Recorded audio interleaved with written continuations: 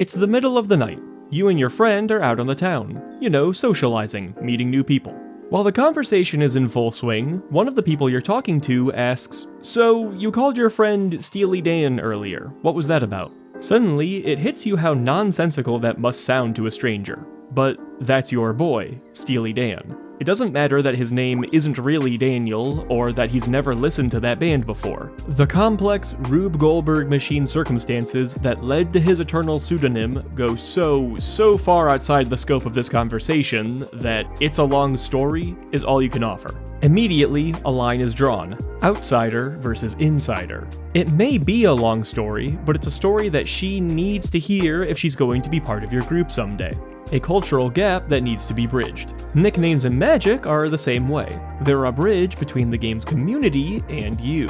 In my video about Magic vocabulary, I talk about how language shapes a culture. And although I discuss the bulk of the important lingo, I notably circled around the nicknames the community has given to specific cards. Today, I want to fill that hole, and talk about the names we've come up with for our favorite pieces of cardboard. Before we get into it though, I want to make it clear that there is no one official nickname for any card. These are loosely based on consensus and popularity. A nickname can be gained or lost overnight, depending on how many people use it and understand it. In a weird way, I guess that means this video will make the names it goes over slightly more real, because you will know about them.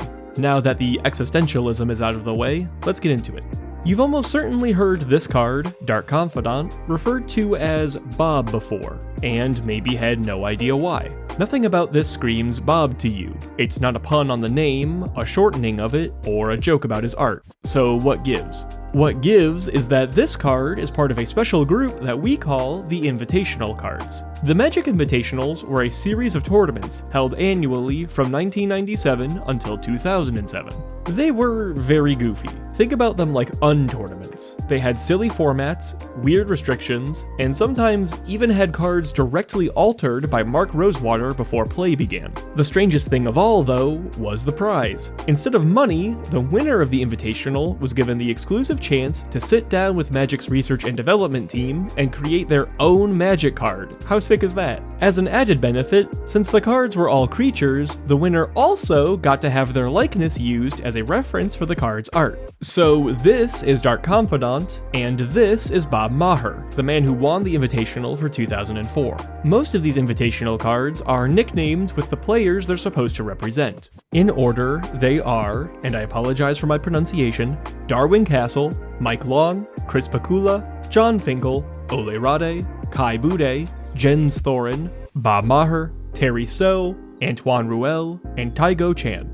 Although it's sad that the Invitational ended in 2007, the spirit of this specific reward was actually revived in 2018. The World Champion winner now also gets to design their own Magic card, and display their likeness. The winners of that so far have been Javier Dominguez, Paulo Vitor Damada Rosa, Yuta Takahashi, Nathan Stoyer, John Emmanuel Depraz, and Seth Manfield.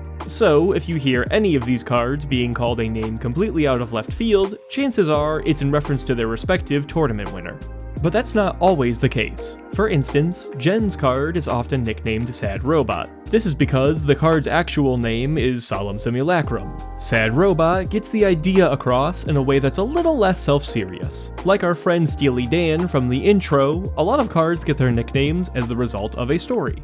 Morphling is one such card. It's a creature that can fly, is usually unkillable, and hits like a truck. Because of these traits, it earned the nickname Superman, which, yeah, that fits. What was wild about Morphling in particular was how the designers actually acknowledged the nickname in-game. Pemin's Aura was an enchantment that granted the enchanted creature all the abilities of Morphling. The keen-eyed among you may have noticed that the name Pemin's Aura is actually an anagram. When decoded, it spells out, "I am Superman." Just goes to show that a good nickname deserves to be immortalized. Another good nickname is for Nevinyrral's Disc. This board wipe on a rock was originally inspired by the fantasy novel series The Magic Goes Away. In this story, magic is also fueled by mana, and it is a finite resource that is slowly leaving the world. The main character uses a disc that consumes the mana around him to experiment and try to piece together more about the mysteries of magic.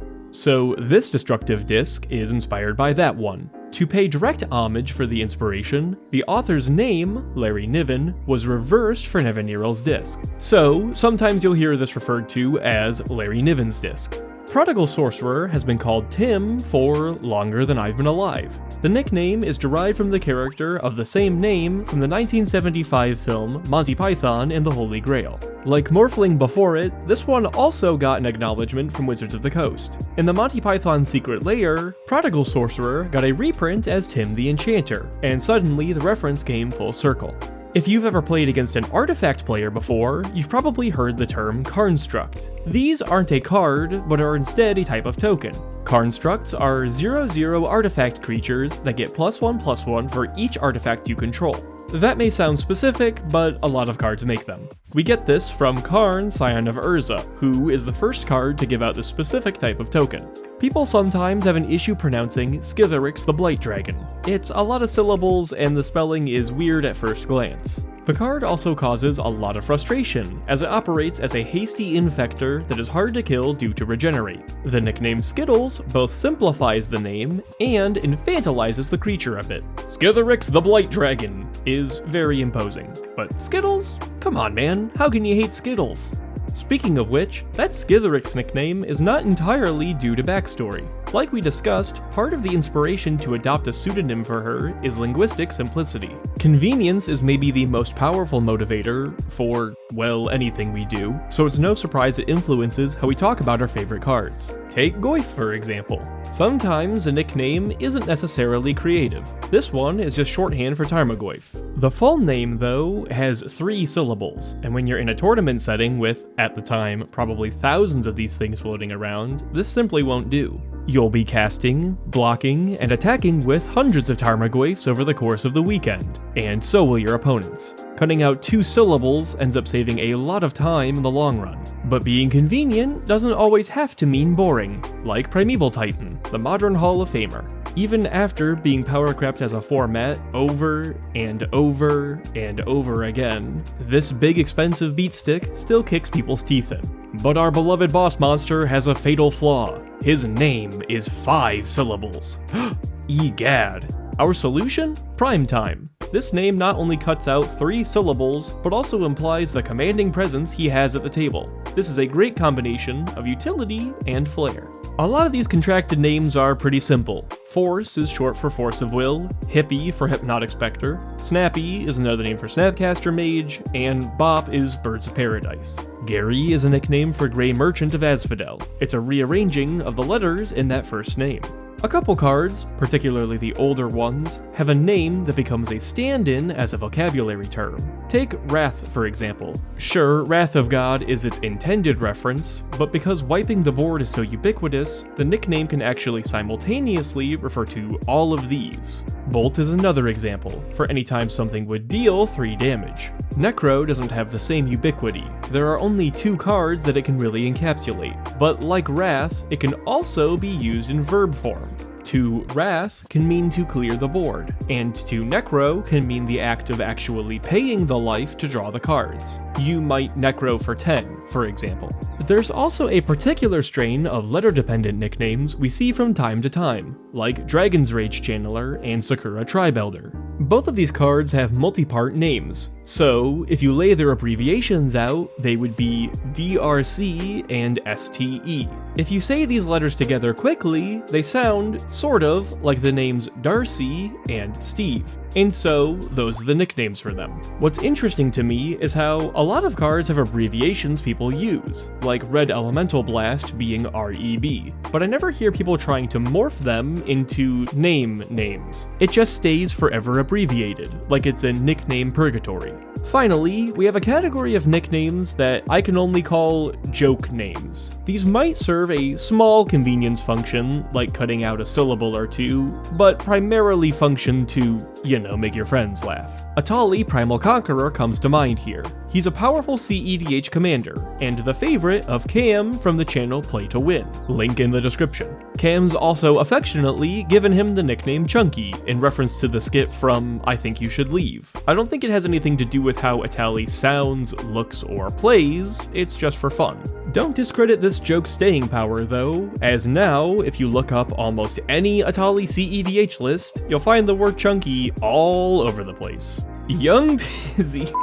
Young Pizzy is Young Pyromancer's rap name. Dude Ranch is Kaldoran Outpost, a land that farms dudes. Panhar Mamikon is Elish Norn, Mother of Machines. She's a Panhar Monicon that has mother in the name. Sex Monkey. Sex Monkey is a reference to Octabi Orangutan's questionable artwork. Sunny T is Sun Titan mixed with Sunny D the beverage. Notably, this one doesn't even cut down on syllables. Order of Light Beer is an intentional misreading of Order of Light Burr. Chimney Pimp was a joke aimed at trying to hype up Chimney Imp as an amazing card. Cat Jesus is, he makes Path to Exile really good in Modern. And then Pat Sajak is the host of Wheel of Fortune. So yeah, he's the wheel guy. Again, this category's connections are a bit tenuous. It feels sometimes like you're just reading through Urban Dictionary, where you don't know if anyone's actually using these phrases, but they're still valuable to know to be in on the joke.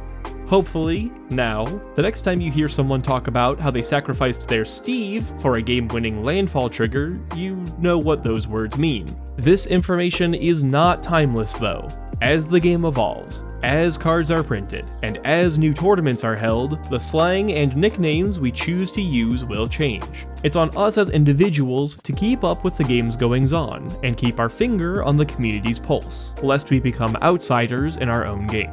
If you have a nickname for a card that you love, then please, share it down in the comments below. There are probably thousands of these, so go down there and check out what everyone else has to say too. While you're down there, I'd appreciate it if you liked the video or shared it with a friend. It really helps the channel grow, which means I can afford to invest in improving the quality of these videos. In fact, I'm looking into dedicated cameras for them right now. If you enjoy the format of these videos, subscribe to be in the loop when I upload. I have a Discord where all of my subscribers keep trying to teach me Pauper, and a Blue Sky where I complain. Thank you so much for watching, and have a wonderful rest of your day.